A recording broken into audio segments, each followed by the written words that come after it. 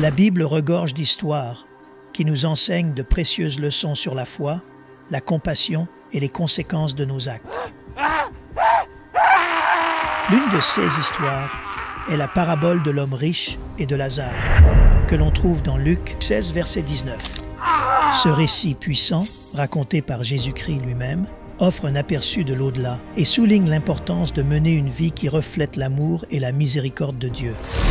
Dans cette étude, nous approfondirons les détails de l'histoire, explorerons son contexte historique et culturel, et examinerons les profondes leçons qu'elle nous enseigne sur la condition humaine et notre relation avec Dieu.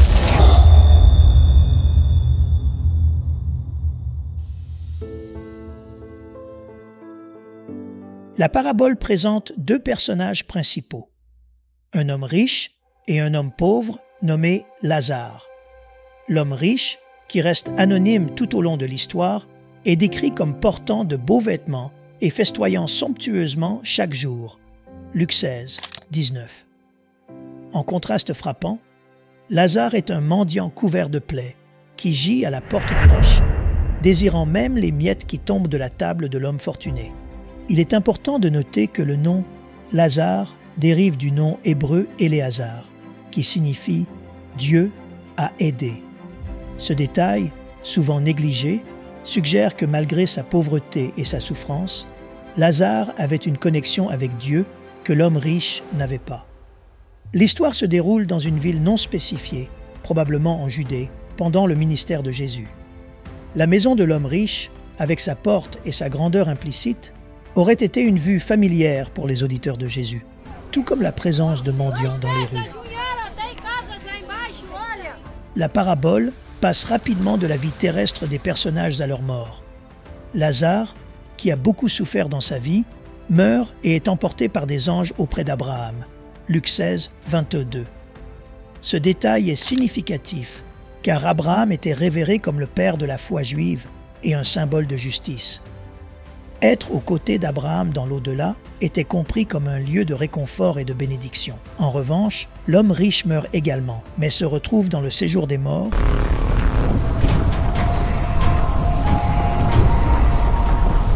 Hadès, un lieu de tourment, Luc 16, 23. Il est important de comprendre que dans la pensée juive, le séjour des morts n'était pas nécessairement un lieu de punition éternelle, mais plutôt une demeure temporaire pour les morts avant le jugement final. Cependant, l'expérience de l'homme riche dans le séjour des morts est clairement une expérience de souffrance et d'angoisse. Depuis son lieu de tourment, l'homme riche lève les yeux et voit Lazare aux côtés d'Abraham. Il appelle Abraham, le suppliant d'envoyer Lazare tremper son doigt dans l'eau pour lui rafraîchir la langue. Luc 16, 24. Père Abraham! Père Abraham! Aie pitié de moi! Je t'ai vu avec Lazare! Envoie-le vers moi, qu'il aille tremper son doigt dans l'eau, afin que je puisse assaillir ma langue, parce que je souffre dans ce moment. Père Abraham, Père Abraham. Cette demande révèle le désespoir de l'homme riche et la gravité de sa souffrance. Abraham répond en rappelant à l'homme riche le contraste frappant entre leur vie terrestre. L'homme riche avait reçu de bonnes choses, tandis que Lazare avait reçu de mauvaises choses. Maintenant, dans l'au-delà, leurs situations sont inversées. Luc 16, 25. De plus, Abraham souligne qu'un grand abîme les sépare, rendant impossible à quiconque de passer d'un côté à l'autre. Luc 16, 26. L'homme riche supplie alors Abraham d'envoyer Lazare avertir ses 5 frères, de peur qu'ils ne finissent eux aussi dans ce lieu de tourment. Luc 16, 27, 28. Abraham répond que les frères de l'homme riche ont Moïse et les prophètes et qu'ils devraient les écouter. Luc 16, 29. L'homme riche argumente que si quelqu'un ressuscite des morts, ses frères se repentiront sûrement. Luc 16, 30. Abraham réplique que s'ils n'écoutent pas Moïse et les prophètes, ils ne seront pas convaincus même si quelqu'un ressuscite des morts. Luc 16, 31. Leçons et enseignements. 1. Le danger de la richesse et de l'indifférence. La parabole met en lumière les dangers spirituels de la richesse et l'importance de la compassion. Le mode de vie luxueux de l'homme riche et son manque de préoccupation pour la souffrance de Lazare démontrent un cœur éloigné de Dieu. Ce n'est pas la richesse en elle-même qui condamne l'homme riche, mais plutôt son indifférence face à la détresse des pauvres et son incapacité à utiliser ses ressources pour aider les autres. Cette leçon est renforcée par d'autres enseignements de Jésus, tels que la parabole de l'homme riche insensé, Luc 12, 13, 21, et sa rencontre avec le jeune homme riche, Marc 17, 31. Ces histoires soulignent qu'un attachement aux possessions terrestres peut entraver la relation avec Dieu et conduire à la ruine spirituelle. 2. La signification du nom de Lazare. Comme mentionné précédemment, le nom Lazare signifie « Dieu a aidé ». Ce détail suggère que malgré sa pauvreté et sa souffrance, Lazare avait une relation avec Dieu qui l'a soutenu à travers ses épreuves. En revanche, l'homme riche, qui jouissait de tout le confort matériel, se révèle être spirituellement appauvri. Cette perspective remet en question nos suppositions sur ce qui constitue une vie bénie. D'un point de vue terrestre, l'homme riche semblait être favorisé, tandis que Lazare paraissait maudit. Cependant, la parabole révèle que la vraie bénédiction réside dans la relation avec Dieu, et non dans la richesse matérielle ou le statut social. 3. La finalité du destin éternel. Le grand abîme séparant Lazare et l'homme riche dans l'au-delà sert de rappel solennel de la finalité de notre destin éternel. Une fois que nous passons de cette vie à la suivante, il n'y a plus d'opportunité de changer notre sort. Les choix que nous faisons dans cette vie, particulièrement en ce qui concerne notre réponse à l'amour de Dieu et notre traitement des autres, ont des conséquences éternelles. Cette leçon souligne l'urgence de vivre une vie qui honore Dieu et reflète sa miséricorde et sa compassion. Nous ne pouvons pas nous permettre de reporter notre repentance ou de négliger les besoins de ceux qui nous entourent, car nous ne savons pas quand notre voyage terrestre prendra fin. 4. Lorsque l'homme riche supplie Abraham d'envoyer Lazare avertir ses frères, la réponse d'Abraham est révélatrice. Il déclare que les frères de l'homme riche ont Moïse et les prophètes et qu'il devrait les écouter. Cette déclaration affirme la suffisance des Écritures pour nous guider vers une relation juste avec Dieu. Certains textes juifs anciens, comme le Testament d'Abraham, dépeignent Abraham comme le juge des morts. En plaçant Abraham dans ce rôle, la parabole relie le sort de l'homme riche à son incapacité à tenir compte des enseignements des Écritures de l'Ancien Testament, qui soulignent constamment l'importance de prendre soin des pauvres et des nécessiteux, par exemple Deutéronome 15, 7, 11. De plus, l'affirmation d'Abraham, selon laquelle même si quelqu'un ressuscite des morts, les frères de l'homme riche ne seront pas convaincus, est une puissante condamnation de ceux qui refusent de croire en Jésus malgré sa résurrection. Ce détail ajoute une dimension prophétique à la parabole, pointant vers l'événement central de la foi chrétienne et la dureté de cœur qui empêche certains de l'embrasser. 5. À sa base, la parabole de l'homme riche et de Lazare est un appel à la compassion et à la justice.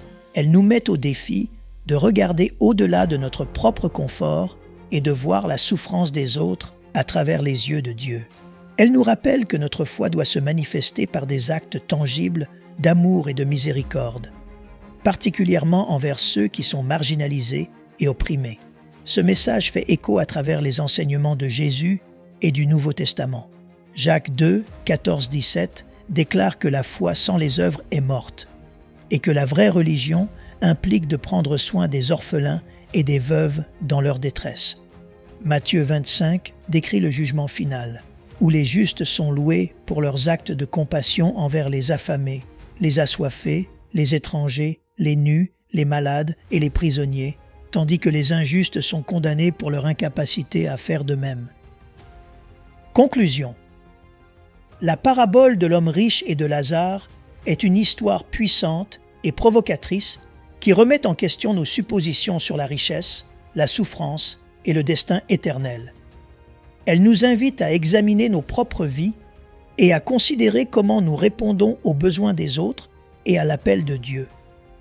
Puissions-nous, comme Lazare, trouver notre aide et notre espoir en Dieu, et puissions-nous, contrairement à l'homme riche, utiliser nos ressources et notre influence pour apporter réconfort et justice à ceux qui sont dans le besoin. Alors que nous naviguons à travers les défis et les opportunités de cette vie, puissions-nous garder nos yeux fixés sur l'éternité, en faisant confiance à la grâce et à la miséricorde de notre Seigneur Jésus-Christ. La parabole de l'homme riche et de Lazare est la seule histoire dans les évangiles où un personnage reçoit un nom, en dehors des figures historiques. Ce détail a conduit certains chercheurs à supposer que l'histoire pourrait avoir été basée sur des individus réels connus des auditeurs de Jésus. Dans le folklore européen médiéval, le nom Lazare est devenu associé aux lépreux et aux mendiants, probablement en raison de l'influence de cette parabole. La lèpre était perçue comme un symbole de corruption spirituelle, et les lépreux étaient souvent relégués aux marges de la société, tout comme Lazare dans l'histoire.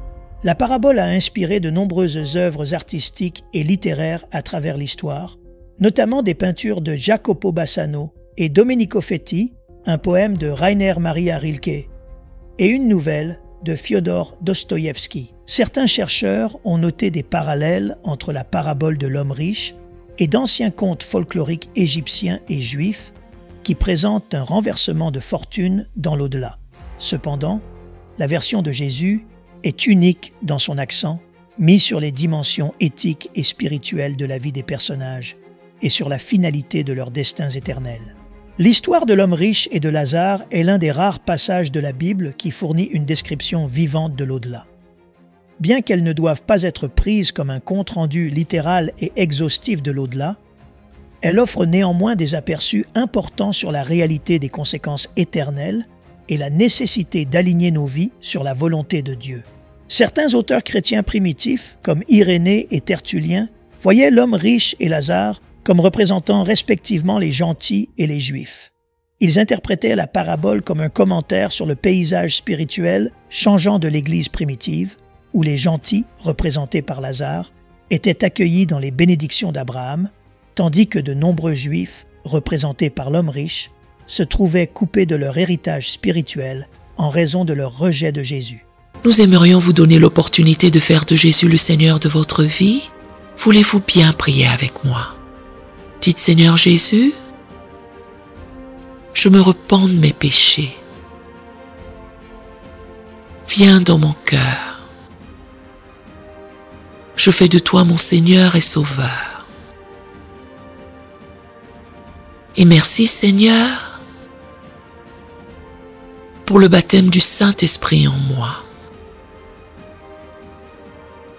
Dans le nom de Jésus. Par cette simple prière, nous croyons que le Saint-Esprit vous conduit sur le chemin de la nouvelle naissance. Allez dans une bonne église dont le fondement est la parole de Dieu, passez par les eaux du baptême et donnez à Dieu la première place. Nous espérons de tout cœur que ce message vous encouragera. Si vous connaissez quelqu'un qui puisse être encouragé, s'il vous plaît, envoyez-le lui pour nous aider à atteindre plus de gens et à propager l'Évangile. Édifions le corps de Christ ensemble. Appuyez sur la cloche des notifications et merci infiniment de nous soutenir en vous abonnant à notre chaîne. N'hésitez pas à laisser vos requêtes de prière dans la section des commentaires. Sachez que même si vous ne voyez pas de réponse à votre requête, que ce soit sur YouTube, email, Facebook ou sur Messenger, nous avons prié pour vous. Nous invitons humblement le corps de Christ à soutenir chaque requête en écrivant une prière dans la section commentaires. Tenez-vous ferme dans la foi avec nous pendant que nous prions. Que la grâce et la paix du Seigneur Jésus-Christ soient avec vous tous et qu'il vous bénisse merveilleusement.